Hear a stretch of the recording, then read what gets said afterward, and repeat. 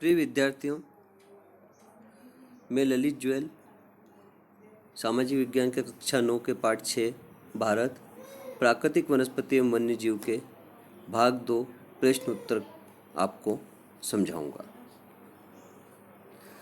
प्रश्न प्रश्न अंतर्गत सही विकल्प वाले 4 प्रश्न आपको पाठ्य पुस्तक में प्राप्त होंगे। इनके सही विकल्प मैं आपको बता रहा हूँ। भारत में सबसे कम वन क्षेत्र वाला राज्य है हरियाणा। सुंदरी वृक्ष पाया जाता है मैंग्रोव वन में। राजस्थान की प्राकृतिक वनस्पति है उष्णकटिबंधीय कटीले वन। भारतीय सिंहों का प्राकृतिक आवास आरक्षित वन क्षेत्र है गुजरात का गिर क्षेत्र। अति लघुत्तरी प्रश्न, प्राकृतिक वनस्पति से क्या तात्पर्य है? प्राकृतिक रूप से मानव हस्तक्षेप के बिना उगने वाली वनस्पति को प्राकृतिक वनस्पति कहते हैं। प्रश्न 2, वन किसे कहते हैं? उत्तर, वन उस बड़े भूभाग को कहते हैं जो पेड़ पौधों एवं झाड़ियों के द्वारा आच्छादित होता है। प्रश्न 3, मैंग्रोव वन किसे कहते हैं? मैंग्रोव एक प्रकार की वनस्पति होती है जिसकी जड़ें पानी में डूबी रहती हैं। प्रश्न 4, देशज और विदेशज वनस्पति से क्या आशय है? उत्तर, जो वनस्पति मूल रूप से भारतीय होती है उसे देशज वनस्पति कहते हैं। जो वनस्पति देश के बाहर से लाई गई है उसे विदेशज वनस्पति कहते हैं। प्रश्न 5, अभयारण्य किसे कहते हैं? अभयारण्य राष्ट्रीय उद्यानों के समान होते हैं। इनमें मानवीय क्रियाकलापों की अनुमति होती है। प्रश्न 6, प्रशासनिक आधार पर वनों का वर्गीकरण कीजिए। उत्तर, प्रशासनिक आधार पर वनों का वर्गीकरण इस प्रकार है। आरक्षित वन, जो वन इमारती लकड़ी अथवा वन उत्पादों को प्राप्त करने के लिए स्थायी रूप से सुरक्षित किए गए हैं। इनमें पशुओं को चराने तथा खेती करने की अनुमति प्राप्त नहीं होती है। संरक्षित वन, संरक्षित वन उन्हें कहते हैं जिनमें पशुओं को चराने एवं खेती करने की अनुमति सामान्य प्रतिबंधों के साथ दे दी जाती है। अवर्गीकृत वन, ये वन ना तो आरक्षित होते हैं ना ही संरक्षित। लघुत्तरी प्रश्न, प्रवासी पक्षी क्या है? उत्तरी एशिया से भारत में अल्पकाल के लिए आने वाले पक्षियों को प्रवासी पक्षी कहा जाता है। वन संरक्षण से क्या तात्पर्य है? सरकार ने राष्ट्रीय वन नीति बनाई जिसका मुख्य उद्देश्य वनों को पर्यावरणीय स्थिरता और पारिस्थितिक संतुलन को बनाए रखना है। वन संरक्षण कानून वर्ष 1980 में बनाया जिसमें वनों के विनाश तथा वन भूमि का दूसरे कार्यों के लिए उपयोग रोका है। सामाजिक वानिकी और कृषि वानिकी का मुख्य उद्देश्य किसानों के लिए ईंधन हेतु लकड़ी एवं काष्ठ का संसाधन जुटाना है। वन रोपण एवं बंजर भूमि का विकास करना है। वनों को आग से बचाने के लिए निरीक्षण एवं मीनारों का निर्माण सरकार ने करवाया। जूमिंग कृषि को नियंत्रित किया, कीटों पर नियंत्रित किया। प्रश्न 3, भारत में हिमालयीन क्षेत्र की वनस्पति का वर्णन कीजिए। उत्तर, हिमालय पर्वतीय प्रदेश में बढ़ती ऊंचाई एवं तापमान में कमी के कारण प्राकृतिक वनस्पति में अंतर दिखाई देता है। शिवालिक श्रेणियों में 1000 मीटर ऊंचाई पर पर्वतपदी क्षेत्र, भाबर व तराई में उष्णकटिबंधीय पर्णपाती वन पाए जाते हैं।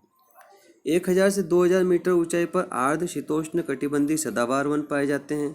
ये लंबे घने होते हैं। पूर्व हिमालय में ओक और चेस्टनट तथा 2 से 3000 मीटर की ऊंचाई पर देवदार, सिल्वर, फर, स्प्रूस ये कम घने वन मिलते हैं। प्रश्न 4, राष्ट्रीय उद्यान एवं अभयारण्य में अंतर स्पष्ट कीजिए। राष्ट्रीय उद्यान विस्तृत क्षेत्र है जहाँ एक या अनेक पारिस्थितिक तंत्र पाए जाते हैं, जहाँ मानव हस्तक्षेप पूर्णतः प्रतिबंधित रहता है। अभयारण्य राष्ट्रीय उद्यानों के समान होते हैं, यहाँ पर मानवीय क्रियाकलापों की अनुमति होती है। प्रश्न 5, भारत में पौधों और वनस्पतियों का वितरण किन किन तत्वों पर निर्भर करता है? उत्तर, किसी क्षेत्र की वनस्पति के विकास पर उस क्षेत्र के भौगोलिक तत्वों का प्रभाव पड़ता है। इन तत्वों में वर्षा, तापमान, आर्द्रता, मिट्टी, समुद्र तल से ऊंचाई और भूगर्भीय संरचना शामिल है। भारत में पौधों और वनस्पतियों का वितरण निम्नलिखित तत्वों पर निर्भर करता है। धरातल और जलवायु, धरातल के अंतर्गत उच्च मिट्टी का स्वरूप आता है। भूमि से तात्पर्य इसका वनस्पति पर प्रत्यक्ष और प्रत्यक्ष प्रभाव पड़ता है। मिट्टी की विभिन्नता वनस्पति की विविधता बनाती है। जलवायु, इसके अंतर्गत तापमान आता है। प्रत्येक पौधे के अंकुरण, वृद्धि एवं प्रजनन के लिए अनुकूल तापमान की आवश्यकता होती है। सूर्य का प्रकाश, इसके अंतर्गत अक्षांश, समुद्र तल और ऊंचाई, ऋतु, इन सब के ऊपर प्रकाश की मात्रा किस अनुपात में गिर रही है यह निर्भर करता है। वर्षा की मात्रा के आधार पर वनस्पति की प्रकृति निर्भर करती है। भारी मात्रा वाले क्षेत्रों में सघन वन और कम वर्षा वाले क्षेत्रों में बौने वन पाए जाते हैं। सदाबहार एवं पर्णपाती वन, ये दो प्रकार के होते हैं। आर्द्र उष्णकटिबंधीय सदाबहार वन और आर्द्र उष्ण कटिबंधीय अर्ध सदाबहार वन। इसी के अंतर्गत आते हैं उष्णकटिबंधीय पर्णपाती वन। प्रश्न 7, उष्ण आर्द्र सदाबहार वनों की प्रमुख विशेषताएं बताइए। यह एक विस्तृत वन पेटी है। इन्हें मानसूनी वन भी कहते हैं। भारत के कुल वन क्षेत्र के 39% में ये फैले हुए हैं। जल की उपलब्धता के आधार पर इन्हें दो भागों में बांटा गया है। जिन भागों में 100 से 200 सेंटीमीटर बारिश होती है वहाँ आर्द्र पर्णपाती वन पाए जाते हैं। यहाँ पर बांस, साल, शीशम, चंदन, खेर प्रमुख वृक्ष हैं। जिन भागों में 70 से 100 सेंटीमीटर वर्षा होती है वहाँ शुष्क पर्णपाती वन पाए जाते हैं। प्रायद्वीपीय पठार, उत्तर प्रदेश, बिहार में ये वन मिलते हैं। प्रमुख वृक्ष हैं सागौन, साल, पीपल, नीम, आम आदि। मानव के लिए वन किस प्रकार उपयोगी है, वर्णन कीजिए। वन राष्ट्रीय संपदा है। यह मानव के लिए विभिन्न प्रकार से उपयोगी है। वन उत्पादन एवं संरक्षण दोनों प्रकार के कार्य करते हैं। देश के आर्थिक विकास में योगदान देते हैं। वनों से हमें दो लाभ हैं, प्रत्यक्ष और अप्रत्यक्ष लाभ। प्रत्यक्ष लाभ, वनों से इमारती लकड़ी, ईंधन की लकड़ी, पशुओं का चारा, लघु और कुटीर उद्योगों से कच्चा माल, मूल्यवान छोटे उत्पाद और औषधियाँ, कच्ची सामग्री प्राप्त होती है। अप्रत्यक्ष लाभ, वन हमारी प्रकृति एवं संस्कृति के अभिन्न अंग हैं।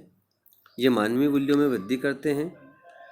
वन वायु के तापमान को प्रभावित करते हैं, पवनों की गति को नियंत्रित करते हैं, वर्षा करके जलवायु को नियंत्रित करते हैं, नदियों के जल प्रवाह को नियंत्रित करते हैं, मिट्टी का अपरदन सीमित करते हैं, पक्षियों के आश्रय स्थल है और प्राकृतिक संतुलन के स्रोत थे।